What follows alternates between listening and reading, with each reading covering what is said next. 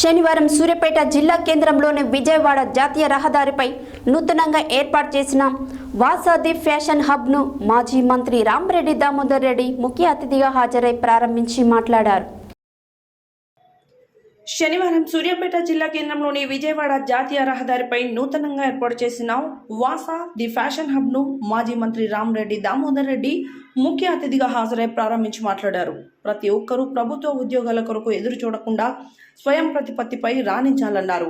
కాంగ్రెస్ ప్రభుత్వం యువ పారిశ్రామిక వ్యక్తులకు రెడ్ కార్పొరేట్ పరుస్తుందని తెలిపారు.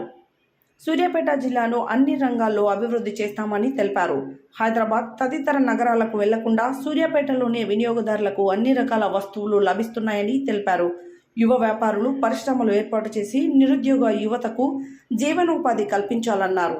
ఈ కార్యక్రమంలో రాష్ట్ర కాంగ్రెస్ నాయకులు కొప్పుల వేనారెడ్డి, రామరెడ్డి సర్వోత్తమరెడ్డి, కౌన్సిలర్ కక్కిరేని శ్రీనివాస్, జహీర్, రాపర్తి శ్రీనివాస్, దిలీప్ రెడ్డి, శబరి షాప్ యజమాని వాసా ఉమారాణి, శబరినాథ్ మహేష్, బిందు, ఈగా రాములు తదితరులు పాల్గొన్నారు.